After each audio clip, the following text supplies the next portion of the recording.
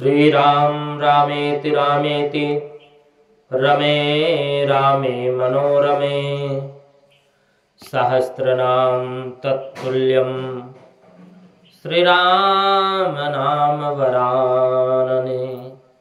मुक्ति के 7 सोपान। रामायण के 7 कांड। मनुष्य के उन्नति की 7 सीढ़ियां। तुलसीदास महाराज ने एक एक कांड का सोपान नाम रखा। प्रथम सोपान, द्वितीय सोपान। सोपान अर्थात सीढ़ी। श्री राम के चरणों में जाना है तो ये 7 सीढ़ियां चढ़ना पड़ेगा, पार करना पड़ेगा, प्राप्त करना होगा, पाना होगा। ये 7 सीढ़ियां मनुष्य को राम जी जहां विराजते हैं, आत्मा रामो विराजते, वहां ले जाती हैं। राम जी के चरणों में ले जाती हैं।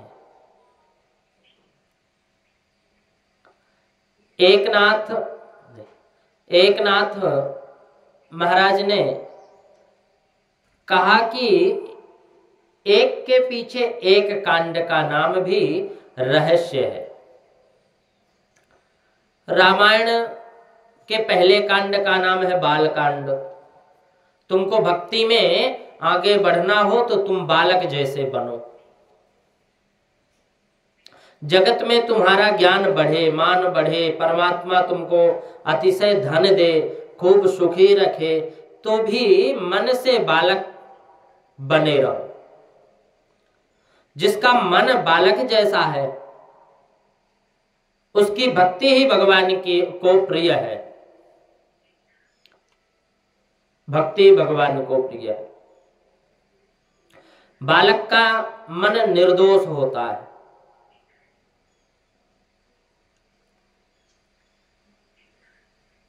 बालक के मन में विकार नहीं होता, बालक के मन में वासना नहीं होती, बालक मान नहीं, मोह नहीं। बालक को कोई धोखा दे और रोने लगे, तब कोई उसको पेड़ा दे देवे तो भूल जाता है बालक कि कोई मुझे धोखा दिया, कोई मुझे पीटा है, कोई मुझे डांटा है, भूल जाता है वो। तुम्हारा कदाचित कोई अपमान करे और वह तुमको प्रभु का प्रसाद दे तो लेने कोई दे तो क्या ले सकते हो? लोगे? कभी नहीं लोगे। बालक का मन अमान है। सब ही मान प्रद आप अमानी। उसे अभिमान का स्पर्श नहीं है। बालक को कपट करने की बुद्धि नहीं है, झूठ बोलने का ज्ञान नहीं है। उसे तो किसी समय माँ या बाप झूठ बोलना सिखा देते हैं तो वह झूठ बोलता है। बालक को असत्य बोलना आता ही नहीं। एक बार ऐसा हुआ कि घरधनी ने जंगल में से देखा कि सेठ कुछ उगाही करने आ रहा। घर का मकान का मालिक एक सेठ को देखा कि उगाही करने आ रहे हैं।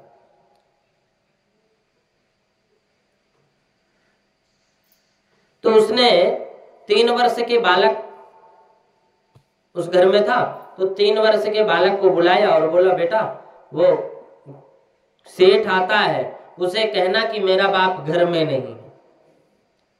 बालक ने कहा, ठीक है जी पिताजी, तुम तो घर में हो तो मैं कैसे कहूं कि घर में नहीं है। बाप ने कहा, मैं तुझे पेड़ा दूंगा, तो बाहर जाकर ऐसा बोलना कि मेरा बाप घर में नहीं है। वह बालक बाहर आया और आकर के सेठ से कहा कि मेरे बाप ने मुझसे कहा है कि मैं पेड़ा दूंगा, मेरा बाप घर में नहीं है। बोल देना। बालक में कपट की करने की अक्ल नहीं है, झूठ बोलना उसको आता नहीं है, यह भोला है, सरल है, सहज है। इसी से तो बालक भगवान को बहुत भगवान को बालक बहुत प्यारे होते हैं, बहुत प्यारे होते हैं। श्री कृष्ण तो बालकों के लिए मक्खन चोर कहलाते हैं। वे कहते हैं कि लोग भले ही मुझे माखन चोर कहें, परंतु मैं बालकों को माखन खिलाऊंगा। बालक की दृष्टि और मन इतने अधिक शुद्ध होते हैं कि वो उनको देखने वाले का भी मन बिगड़ता नहीं। दृष्टि बालक जी की जैसी रखो। बालक की आंख निर्दोष होती है, दोष मनुष्य की आंखों में मन में आता है, आंखों से मन में जाता है दोष। तो बालक जैसे निर्दोष निर्विकारी दृष्टि रखोगे तो राम जी के स्वरूप को पहचान सकोगे। और राम जी को घर में पधारना हो तो तुम हृदय से बालक बनो। बालक जैसे निर्दोष निर्विकारी बनोगे तो राम जी को ठीक लगेगा और राम जी प्रसन्न होंगे, भगवान प्रसन्न होंगे। बड़े बड़े संतों का हृदय बालक जैसे होता है, बड़े बड़े संतों का हृदय बालक जैसे होता है। और बालकांड हमको बोध कराता है, बालकांड हमको बोध कराता है कि मन वाणी और क्रिया एक रखो। मन वाणी और क्रिया एक हो तभी भक्ति में आनंद आता है, भक्ति में तभी आनंद आता है जब मन और वाणी एक हो। मानव भक्ति नहीं करता, ऐसा नहीं है, वह भक्ति करता है परंतु सतत भक्ति करता नहीं। इसका कारण यह है कि उसे भक्ति में आनंद आता नहीं।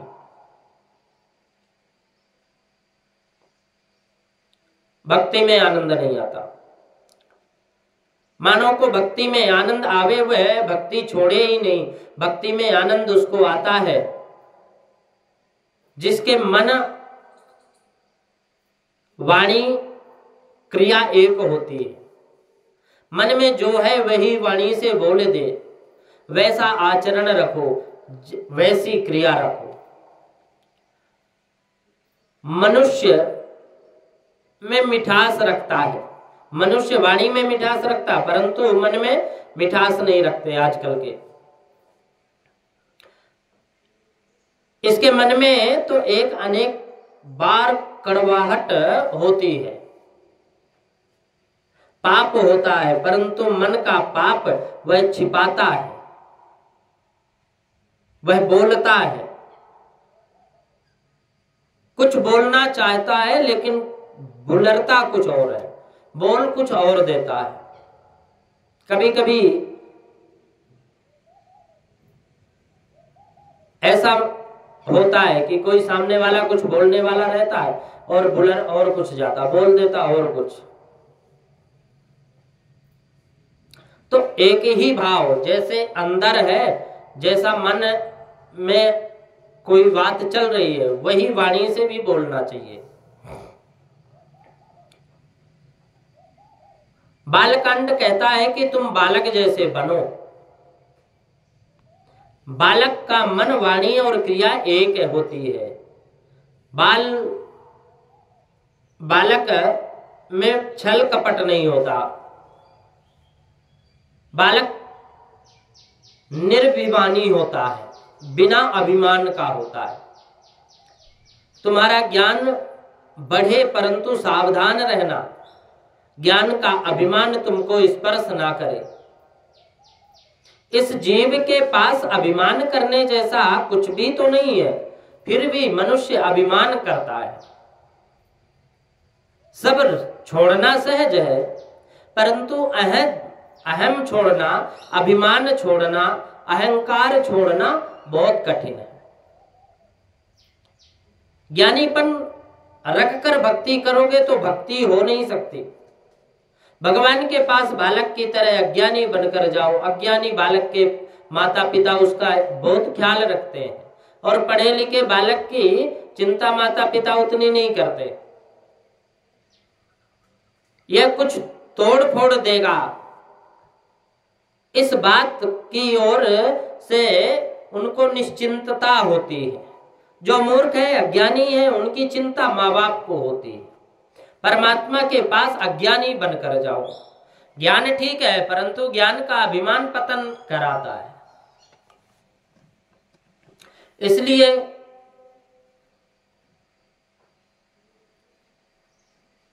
ज्ञान का अभिमान नहीं, अहम ना हो। किसी को भी हल्का मत समझो। सर्व में ईश्वर का अनुभव करने के लिए ज्ञान है, कोई हल्का नहीं है। कोई ऐसा समझने के लिए नहीं कि दूसरों को जो हल्का समझता है वह स्वयं ही हल्का है।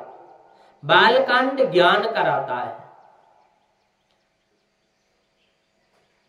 कि निरभिमानी, बिना अभिमान का, बिना दोष का, निर्दोष, निर्भिमानी और निर्दोष बनो। निर्माण मोहान जित संग दोषा, अध्यात्म नित्यानवृत्त कामा, द्वंद्वैर विमुक्ता सुख दुख संगैर, गच्छन्त मूढ़ा पद्मं भयं तत्। निर्माण मोहान जित संग दोषा, जीवन में धीरे धीरे संयम को बढ़ाओगे तो बालक जैसे निर्मोह बनोगे। निर्माण मोहान जित संग, निर्माण मोहा जित संग दोषा। मान अपमान भूल जाओगे तो बालक जैसे निर्माण हो जाओगे। बालकांड के पीछे आता है अयोध्या कांड, जिसका मन बालक जैसा है उसका शरीर अयोध्या बनता है।